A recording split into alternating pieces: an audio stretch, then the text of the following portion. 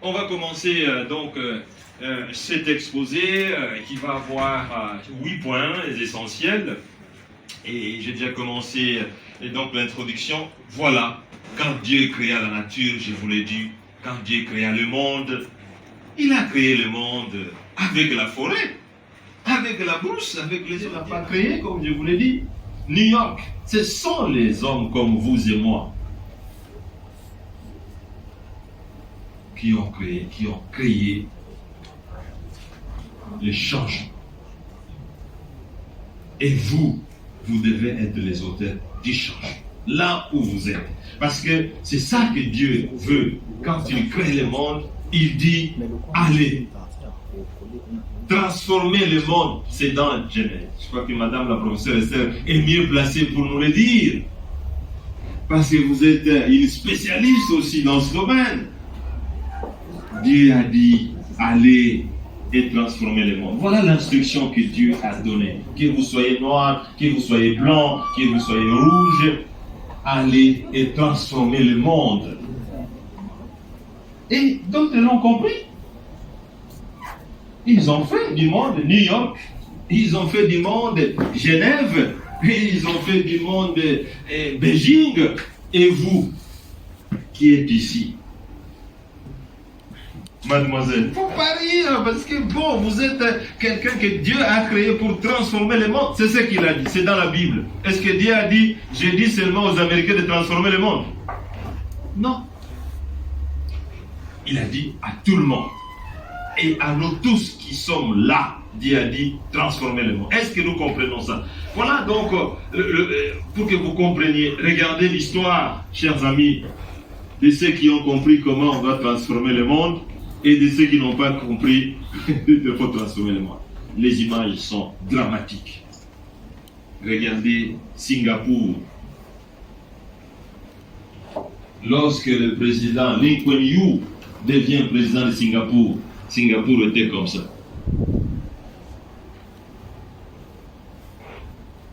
Quand on pose la question à Lee Kuan Yew, qu'est-ce que vous avez fait que Singapour passe de ceci à cela? Il dit, j'ai décidé d'aborder le leadership et la bonne gouvernance. Voilà.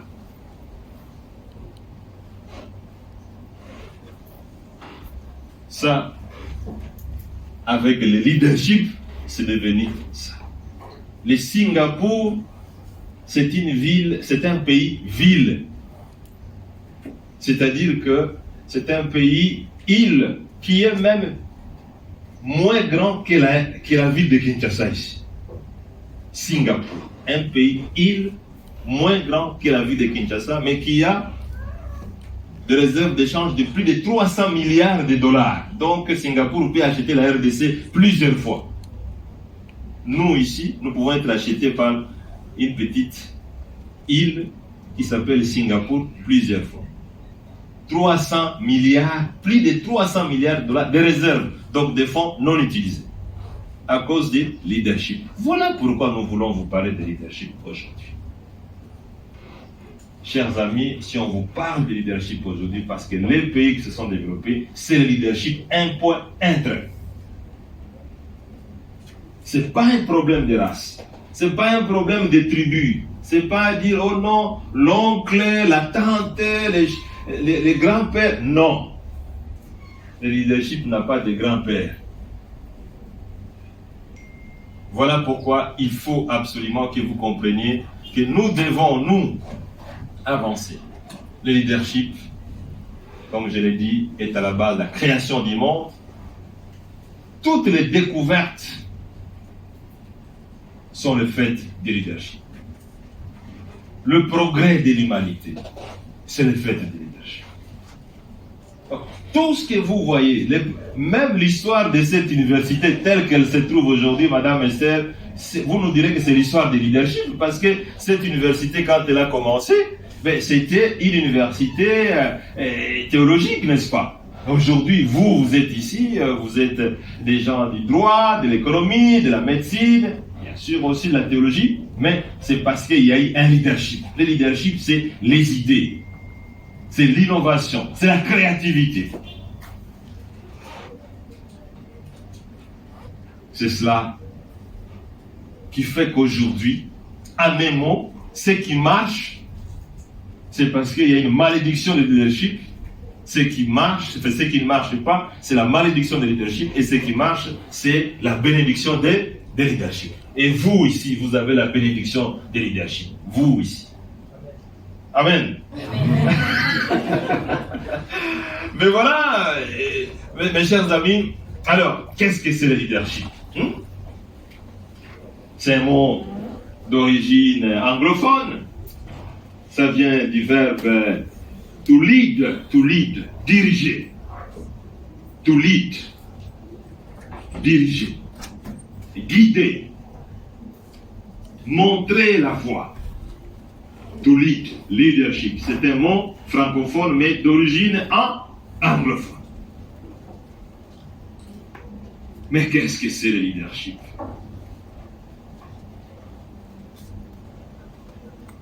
Le leadership, c'est un processus d'influence, chers amis. Un leader doit influencer les autres.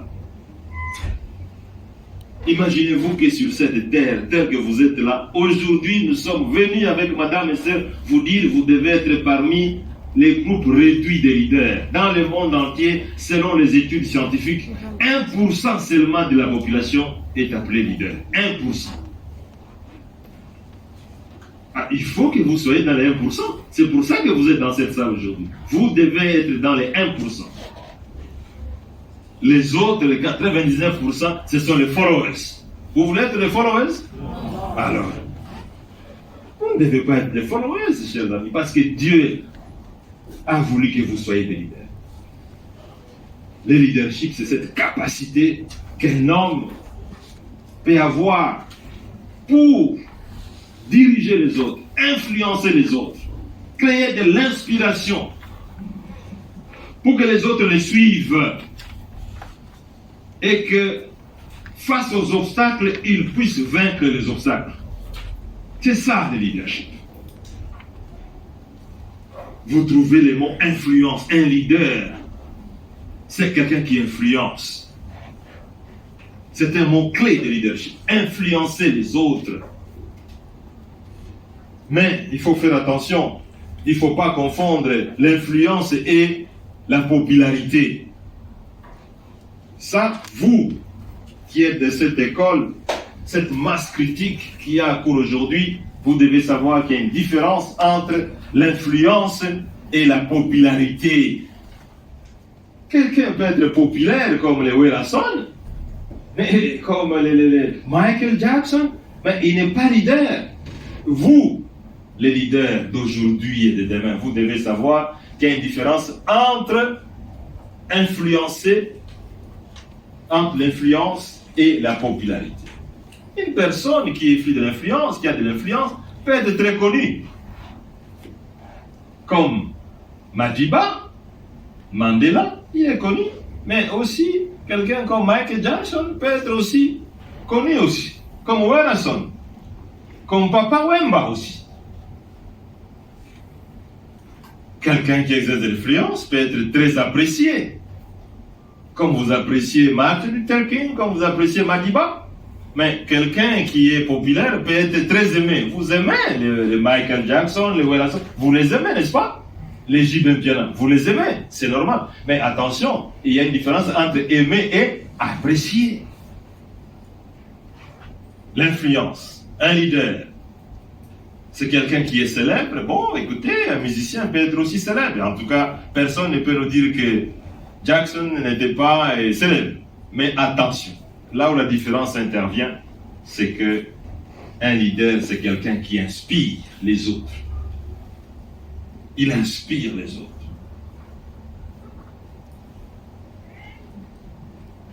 Michael Jackson, vous pouvez aimer sa musique, il est populaire, mais est-ce qu'il peut vous inspirer? Non. Wilson, il est populaire, vous aimez sa musique, mais il vous inspire en quoi? Si vous voulez faire la musique, il peut vous inspirer, n'est-ce pas? Si vous voulez faire la musique, être comme lui, il peut vous inspirer. Mais si vous avez d'autres objectif, il ne vous inspire pas. Mais il est célèbre, il vous l'aimez, ainsi de suite. Parce que dans le domaine de la musique, quand vous voulez vous faire plaisir, écoutez, vous êtes heureux de suite. Donc, c'est différent, l'inspiration. Et les leaders, à la différence, il fait la conviction. Il y a la conviction, chers amis. Vous êtes convaincu. Vous suivez quelqu'un parce que vous êtes convaincu. Quelqu'un comme Madiba, vous êtes convaincu parce que c'est quelqu'un qui a passé 27 ans en prison pour lutter pour l'égalité de la race noire et la race blanche en Afrique du Sud. Quelqu'un comme Dr. Martin Luther King Jr., il a combattu et il est mort pour l'égalité de la race blanche et la race noire aux États-Unis. Ça vous inspire. Et ça inspire jusqu'au jour. Donc, vous voyez, chers amis, il y a une différence entre la popularité et l'influence. Parce que, ah oui, mais tel est aussi populaire et tel. Non, il est populaire, oui. Il est aimé, oui. Mais est-ce qu'il est apprécié dans les domaines précis, dans le domaine de la musique, dans le domaine de la danse? Il y a des gens qui sont très populaires dans le domaine de la danse. Quand ils dansent, écoutez, vous êtes heureux. Mais est-ce qu'ils vous influencent à quelque chose? Non. Donc voilà, vous, le futur leader. Nous voulons que vous soyez des hommes et des femmes exceptionnels. Parce que ce sont les leaders qui transforment cela. Il ne faut pas que le leadership soit l'apanage seulement des gens qui sont à l'extérieur de ce pays. Parce que ce pays a besoin des hommes et des femmes comme vous. Voilà pourquoi nous vous disons qu'une fois que vous avez compris la définition de leadership, l'influence, la conviction, l'inspiration, vous devez comprendre qu'un leader doit avoir une philosophie. Mes chers amis, vous devez avoir une philosophie. Chacun d'entre nous est né sur cette terre, non pas pour vivre comme un animal. La philosophie, un ensemble de connaissances que vous avez réunies, que vous avez collectées, qui vous permet de définir quel est l'essence de votre vie sur terre. Rachel, est-ce que vous savez pourquoi Dieu vous a créé? La vie est trop courte pour ne pas connaître l'essence de votre présence sur terre. Vous vous réveillez chaque matin, vous allez, vous rentrez, vous dormez, et vous ne vous posez pas la question pourquoi est-ce que je suis unique? Des milliards de personnes sont sur cette terre.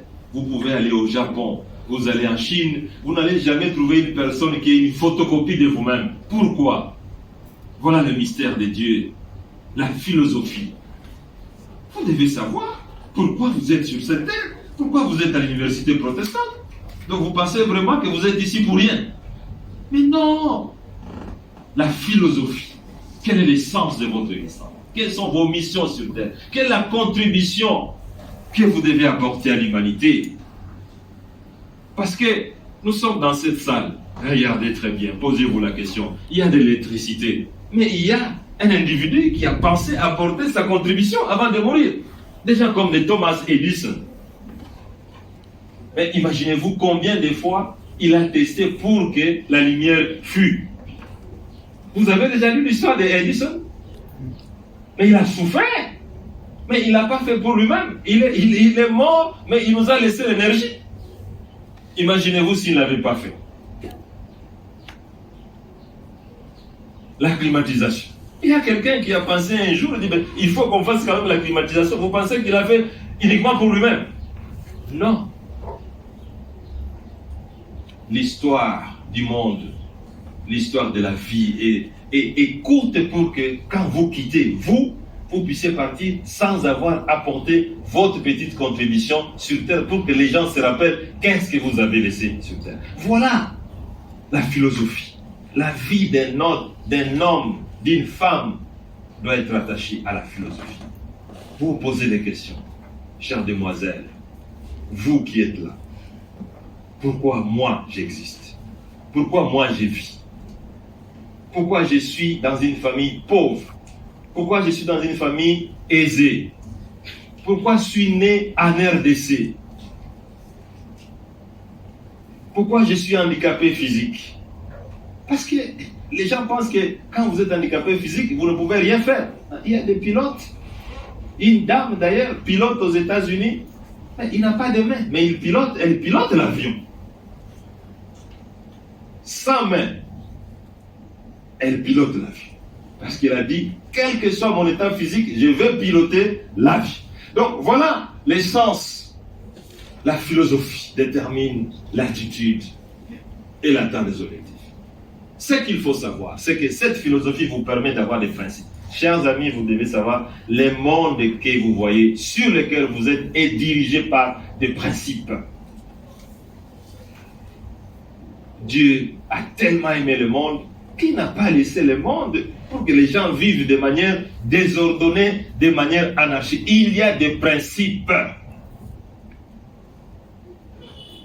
Vous connaissez les principes selon lesquels il n'y a pas de parti sans contrepartie. Vous ne connaissez pas? Il n'y a pas de parti sans contrepartie. Dieu dans la Bible dit le travail anoblit l'homme. C'est dans la Bible, le travail anoblit l'homme. Mais vous avez d'autres personnes qui disent chance le copain. Vous pouvez ne pas travailler et réussir dans la vie. Et ils véhiculent ce type de message. Alors que ce n'est pas vrai. Dieu dans la Bible dit, vous mangerez la sueur de votre front. Est-ce que vous avez déjà vu quelqu'un qui ne travaille pas mais qui sue quand même? Non. Donc il faut que vous puissiez comprendre que les principes sont les guidelines de la vie.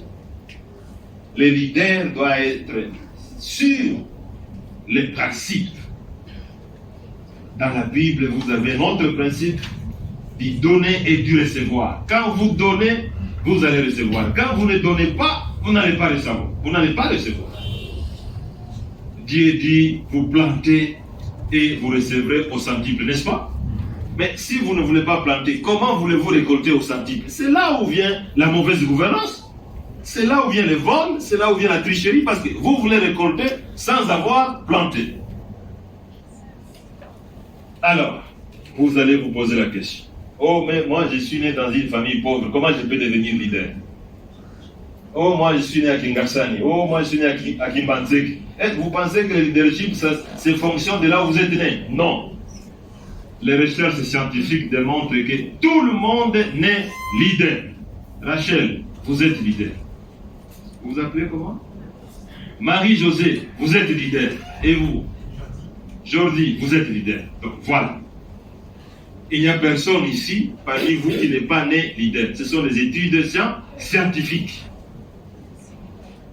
Oh non, moi, vous savez, je ne sais pas parler.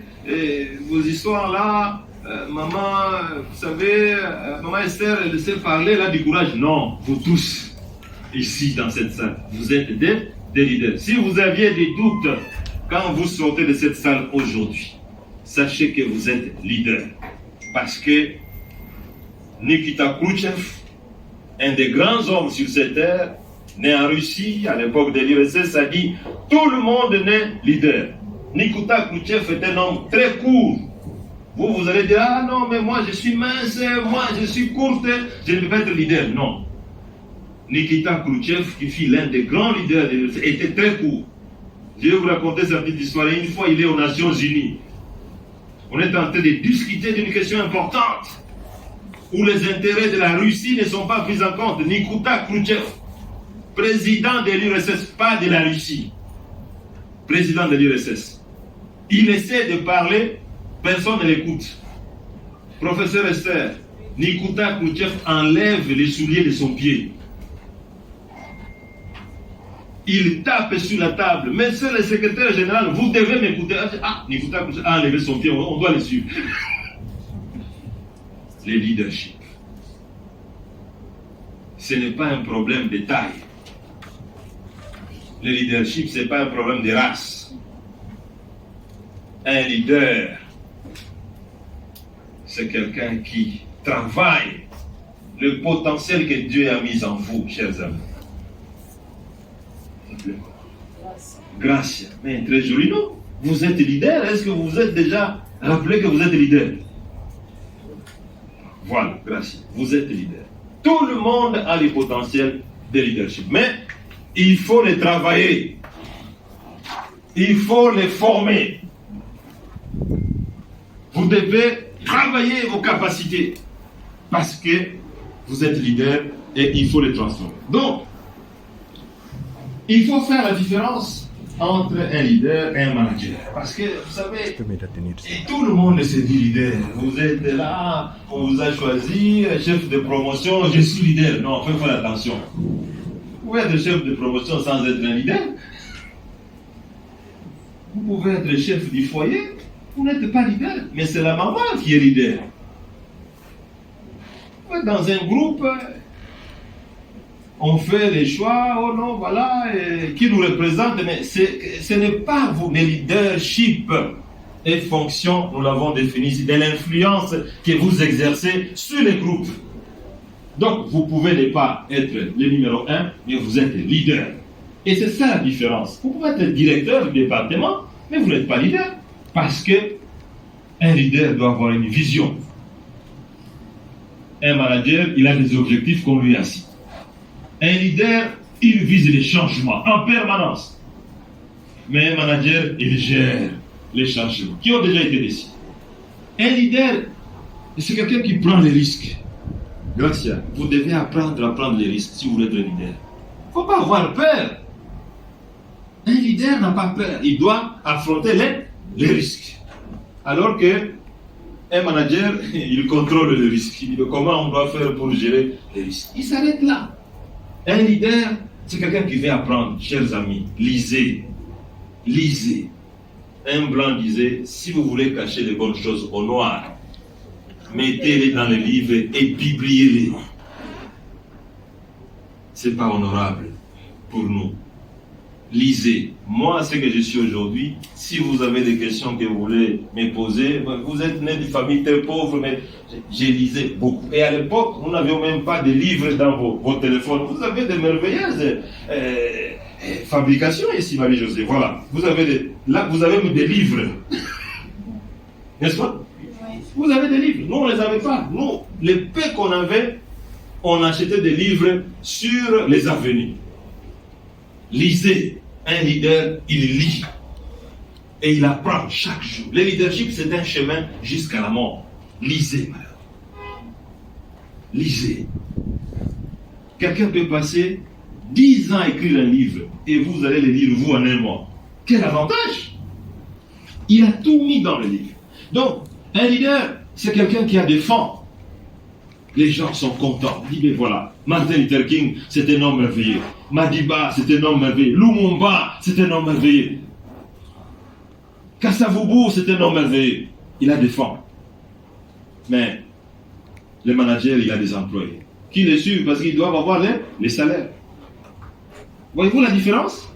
Donc, c'est clair, il faut faire attention. Vous ne devez pas être des managers. Si vous êtes chef de promotion, faites tout pour, au-delà de la fonction de manager, vous devez être un leader. Un leader, c'est quelqu'un qui aime les changements, qui prend les risques, qui initie les nouvelles choses. Et donc, vous avez compris, chers amis, vous pouvez être Premier ministre et vous n'êtes pas leader. Vous êtes manager. Vous pouvez être ministre, vous n'êtes pas leader, vous êtes manager. Vous pouvez être PDG, vous n'êtes pas leader, vous êtes manager. Vous pouvez être chef de promotion, vous n'êtes pas leader, vous êtes un manager. Vous pouvez être professeur, vous êtes manager, vous n'êtes pas leader. Pour être leader, j'ai donné les qualificatifs ici. C'est ça la différence. Et ça, c'est très important. Alors, un leader, chers amis, doit avoir la vision. Une vision. Gracia, il faut avoir une vision. La vie ne peut pas se limiter. Vous vous réveillez le matin, on dit, vous allez où? Je ne sais pas. Je vais voir un peu. Non, entrez. Qu'est-ce que vous allez faire après vos études? Ah, je ne sais pas, peut-être que la maman va me dire. Mais, écoutez, Vous êtes une personne différente. Vous devez avoir une vision. Vous devez avoir un rêve. Un leader a un rêve, Jésus. C'est important. Vous ne pouvez pas comme ça. Vous êtes là à l'université. Vous ne savez pas ce que vous allez faire. Vous terminez l'université, comme mon ami ici, assistant, mais je ne sais pas, je suis à l'IPC, je vais voir ce qui va se passer. Mais non, écoutez, vous n'êtes pas leader. Vision. Vous devez avoir la vision, chers amis. Toutes ces choses, nous allons y revenir au cours de la semaine prochaine, mais je suis en train de vous donner les basics, la base. Un leader doit toujours avoir une vision, les rêves, cette capacité à pouvoir visualiser les choses, imaginer les choses. Vous devez rêver. Vous êtes là. Et pour ça, Rachel, vous devez apprendre à être silencieuse. Il faut être silencieuse. Il faut avoir le temps de rester silencieux. Pour rester là. Les gens vous disent, mais comment vous restez? Vous êtes triste. Je dis, non, je suis en train de réfléchir, de parler à moi-même. Vous devez avoir le temps d'avoir le silence. De parler à vous-même. Faut pas, même si les gens vous disent, vous êtes devenu sorcier, vous acceptez.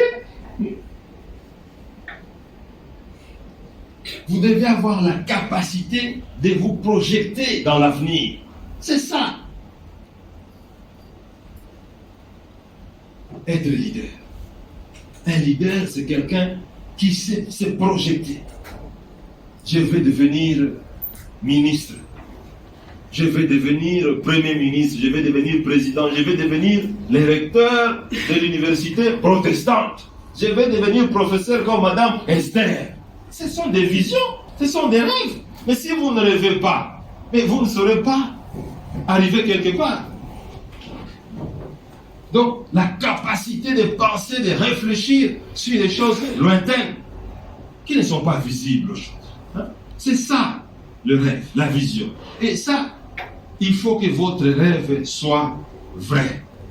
Si vous êtes faible en mathématiques, il ne faut pas rêver de devenir un grand professeur en mathématiques. Quand même, entre nous. Dieu a mis à chacun d'entre nous ce qu'on peut considérer comme ses talents, n'est-ce pas? Chacun d'entre nous. Vous voyez quelqu'un chante très bien, oh, moi je vais devenir musicien. Mais non, est-ce que vous avez les talents des musiciens? Vous voyez quelqu'un être éloquent, moi aussi je vais devenir éloquent. Mais est-ce que vous avez ces capacités? Attention, Dieu met en chacun d'entre nous ses talents. Mais il faut savoir les exploiter. Vous pouvez avoir les talents d'être cuisinier, mais il ne faut pas rêver de devenir philosophe. Parce qu'il y a des cuisiniers qui sont célèbres sur cette terre. Parce que Dieu a mis en lui les capacités de bien cuisiner et le monde entier le cherche. Un grand homme a dit, soyez le meilleur cordonnier du monde et on tracera un boulevard pour aller à la résidence de ces meilleurs cordonniers du monde. Parce que vous êtes le meilleur cordonnier. C'est pour vous dire, quand vous êtes le meilleur, on vous cherchera. Mais rêvez grand. Si vous visez les étoiles, au moins vous allez arriver à la lune. Ne faites pas de petits rêves. On va revenir la semaine prochaine. C'est que c'est la vision, les rêves. Mais ce que je peux vous dire aujourd'hui, rêvez grand. Il faut rêver grand, mademoiselle. Il ne faut pas dire non, moi j'ai non. Rêvez grand. Les rêves américains. Quand Barack Obama écrit, il dit, le rêve américain, c'est que, quel que soit les niveaux de la famille dans laquelle vous êtes né, vous pouvez devenir ce que vous voulez. C'est ça le rêve américain. Et lui, il est né d'une famille très pauvre et il est devenu président des États-Unis. Son père était noir comme vous et moi. Son père n'était même pas américain. Mais il est devenu et il est respecté aujourd'hui parmi les grands présidents que les États-Unis aient jamais connus. Alors, une fois que vous avez votre vision, mesdemoiselles, vous devez avoir les objectifs. Le rêve, il est abstrait. Les dreams, vous rêvez, mais c'est abstrait. Vous voyez quand vous dites que vous voulez être professeur d'université, c'est vague, n'est-ce pas? Maintenant, vous devez définir, mais je dois être professeur comme Madame Esther. Madame Esther est dans telle spécialité. Ah bon, voilà, si c'est dans telle spécialité, est-ce que j'ai les atouts pour devenir enseignant? Donc, les objectifs peuvent être sectoriels. Les objectifs peuvent être globaux. Donc, vous devez savoir, j'ai un rêve, je vais devenir enseignant à l'université. J'ai un rêve, je vais devenir un grand entrepreneur économique. J'ai un rêve, je vais devenir président de la République. Mais maintenant, il faut fixer les objectifs. Par exemple, si vous voulez devenir professeur d'université, vous devez savoir que vous devez distinguer, non? Vous avez déjà vu quelqu'un qui n'a pas distingué devenir professeur d'université?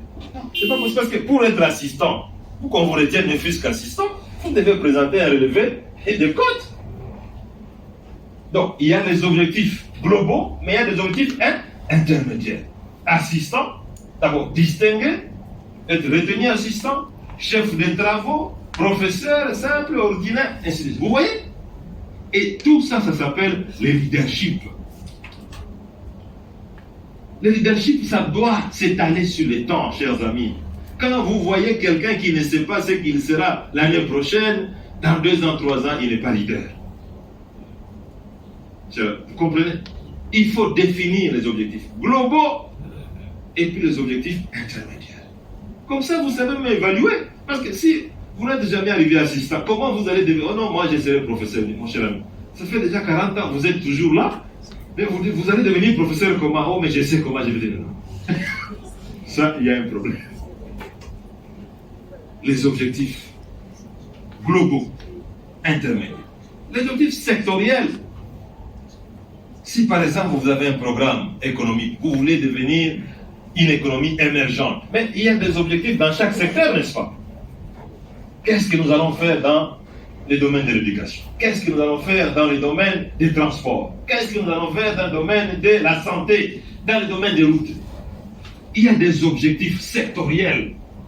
C'est ça le leadership. Vous n'allez pas dire oui, nous allons développer un pays. Vous allez développer un pays, oui, mais quels sont les objectifs sectoriels que vous avez?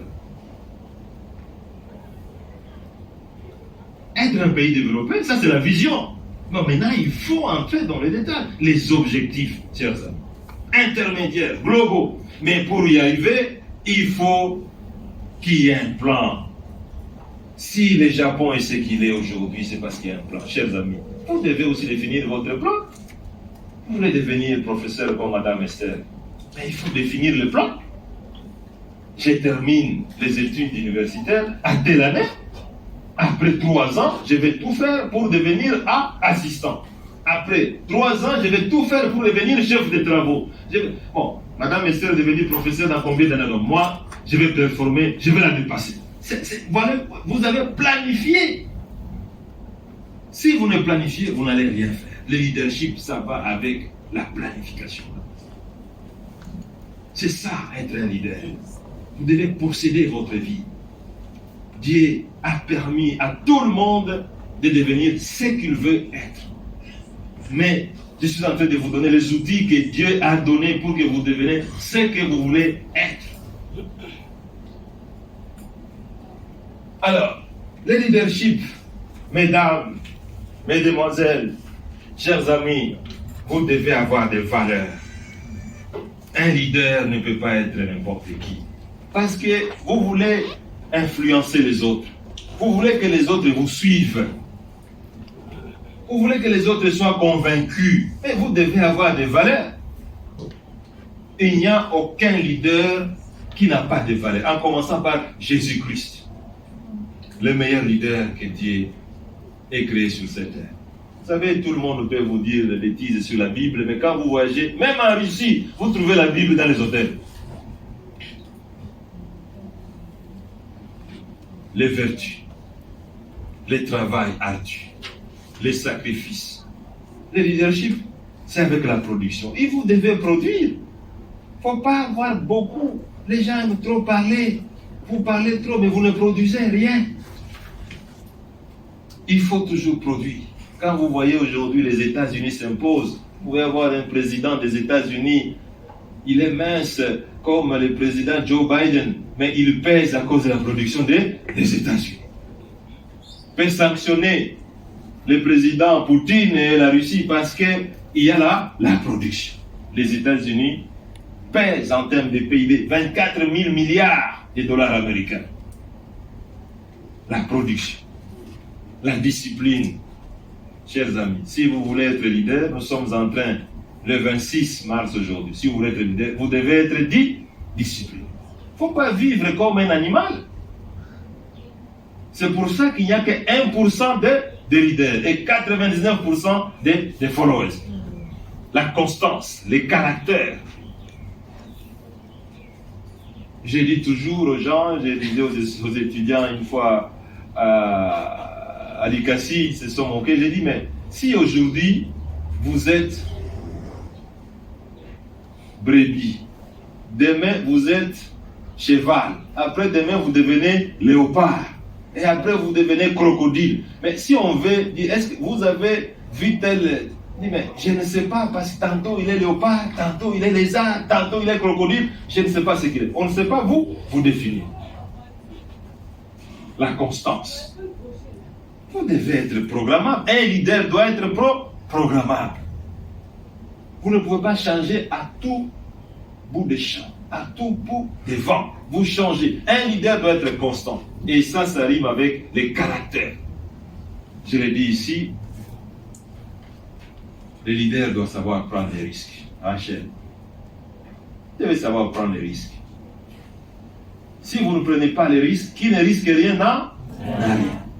Il ne faut pas seulement chercher, ah non, les risques, ah ça c'est Marie-Josée, les risques, ah ça c'est Josué, ah non, Gracia, vous allez prenez les risques, nous on va récolter. Non! Quand on essaie de gratifier, quand vous voyez quelqu'un général, les meilleurs généraux, chers amis, ce sont les généraux qui passent devant. Quand la guerre, le général est devant. Et la troupe suit. Le général est déjà devant. Qu'est-ce que nous devons faire? On doit les suivre. Mais vous êtes derrière, dit allez. Me dit mon général, mais vous êtes ici et vous nous demandez, prenez les risques. Il n'y a aucun leader qui ne prend pas les risques. Voilà pourquoi nous sommes aujourd'hui ici, les 26. Vous devez savoir, parce qu'il ne faut pas qu'on vous... Oh non, on ne vous a pas dit. Vous devez savoir prendre les risques. Je l'ai déjà dit, vous devez lire abondamment. Lisez, parce que le secret, tout est dans les livres. Vous devez savoir créer. Un leader ne peut pas vivre de manière monotone. Changer, créer. La création, c'est des choses nouvelles. Aujourd'hui, vous avez ces téléphones. Ces téléphones n'ont jamais existé. Et dans 10 ans, ça ne sera plus ça. Dans 10 ans, ça sera autre chose. Parce que le monde est ainsi fait, il faut qu'il y ait des changements. La création. C'est ça le leadership. L'honnêteté, la loyauté, la confiance. Ce sont des vertus qui se trouvent même dans la Bible. La Bible, c'est un des grands livres, si vous voulez réussir. Lisez aussi la Bible. Des chapitres comme Genèse, comme Proverbes. Vous allez y découvrir des mines d'or. Tout a été mis dans les livres. Si vous voulez devenir leader, vous devez avoir l'humilité. Ce matin, je lisais encore, mais je suivais encore Madiba, à qui on posait la question.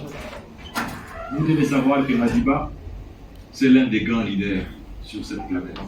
Que vous le vouliez ou pas, le monde des leadership considère Madiba comme l'un des grands leaders de ce monde.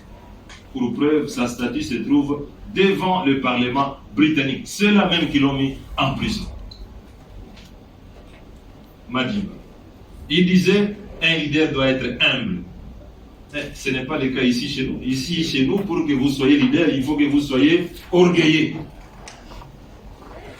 Que vous ayez des biceps. Comme ça, les gens disent, bon, que vous ayez un gros véhicule, un gros cylindre. Écoutez, ce n'est pas ça, chers amis. Nous sommes avec vous à l'école de leadership de l'université protestante au Congo, la seule école pour le moment, et nous avons ce privilège de dire, selon Mandela, l'un des grands leaders du monde, l'humilité. et la flexibilité. Soyez flexible, ne soyez pas quelqu'un de trop dur. Écoutez, soyez flexible, mais toujours dans la recherche de l'excellence. Et tout ça, ça produit qu'un leader est excellent. L'excellence, ce n'est pas le produit de la chance. Chers amis, nous sommes là aujourd'hui, vous devez savoir, en quittant cette salle, que la chance n'existe pas pour un leader. La chance n'existe pas. C'est le travail ardu, c'est toutes ces vertus qui font que des choses arrivent et certaines personnes croient que c'est de la chance. Il n'y a pas de chance. Donc, je vous invite à pouvoir prendre ces caractéristiques.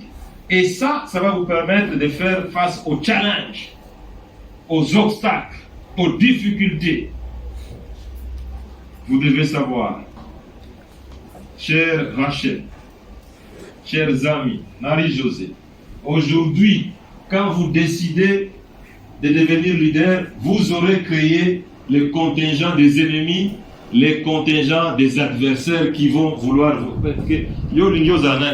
C'est vous qui allez changer ce pays. C'est vous qui allez changer notre famille ici. C'est vous qui allez changer cette université. C'est comme ça. Mais là, c'est 99%. Mais les 1% disent, quand vous décidez, vous y allez. C'est ça le leadership. Les gens vont vous haïr. Si vous voulez être leader, vous devez savoir qu'on va vous haïr. On va vous détester. Le chemin de leadership, c'est un sentier plein d'obstacles, plein d'embûches, d'adversité, d'opposition, de calomnies. Ah, mais vous savez, M. Matata avec sa cravate rouge là, mais c'est un... Je n'ai rien dit. Vous savez, quand on fait des crashs, j'étais l'objet d'un crash à l'aéroport de Lubumbashi. Je n'avais même pas malheureusement la cravate rouge ce jour-là. On fait les crashs, alors quelqu'un raconte, mais vous savez, j'étais à l'aéroport, quand l'avion a crashé, nous avons vu M. Matata, la cravate rouge l'a fait sortir brutalement de l'avion. Il est sorti avec sa cravate, on dit, ah, mais c'est un magicien. Ces jours-là, je n'avais même pas de cravate rouge. Donc, on va tout dire, vous êtes sorcier, vous êtes dans la magie, vous êtes dans la rose croix, vous êtes dans les maïkali, on va tout dire. C'est cela, le mystère de leadership. Un leader, quand on chante, il avance, il est convaincu. Un leader, quand on l'attaque, il continue. Vous pouvez vous imaginer, chers amis, les gens comme les Gandhi, mais qu'est-ce qu'ils n'ont pas subi? Quelqu'un comme Dr. Martin Luther King, qu'est-ce qu'il n'a pas subi? Mandela, combien de fois les Blancs sont allés les voir dans sa petite prison que j'ai vue? Une petite prison de 2 mètres sur 2.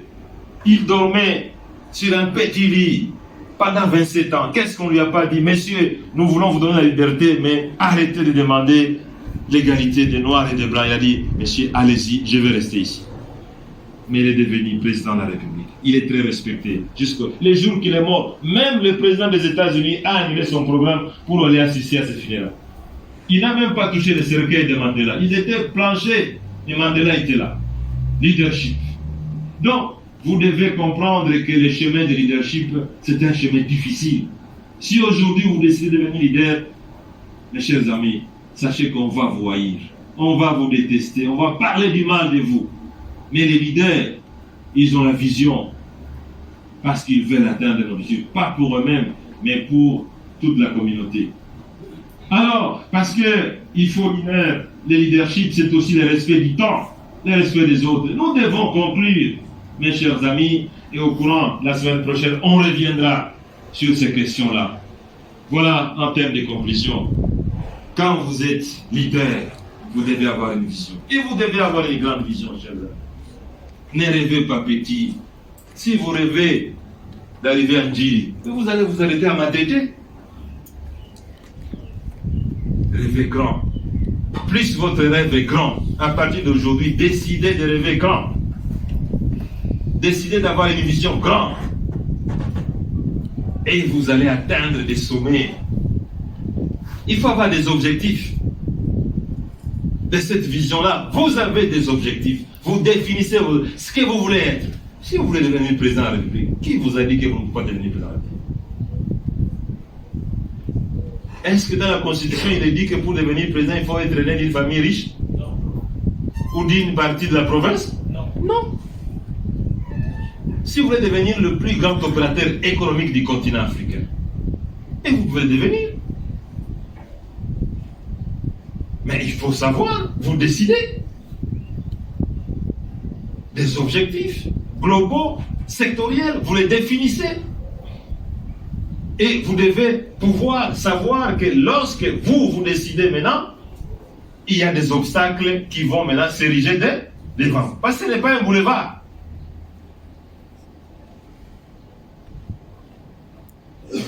Si ce n'est pas un boulevard, si ce sont les obstacles, il faut vous préparer. Vous devez savoir, chers amis, les chemins de leadership, c'est un chemin. Quand vous tombez, vous devez vous réveiller. Vous tombez, vous vous relevez. Vous tombez, vous vous relevez. Ceux qui ont réussi. Abraham Lincoln, l'un des grands présidents des États-Unis, que les États-Unis aient jamais connu. Mais c'est l'un des présidents, si pas le meilleur, que les États-Unis adorent jusqu'aujourd'hui. Mais il a échoué plusieurs fois. Vous avez vu même Obama a prêté seulement sur la Bible d'Abraham Lincoln. La même Bible sur laquelle Abraham Lincoln a prêté. Abraham Lincoln avait des objectifs. C'est lui qui a aboli l'esclavage. Et il en est mort.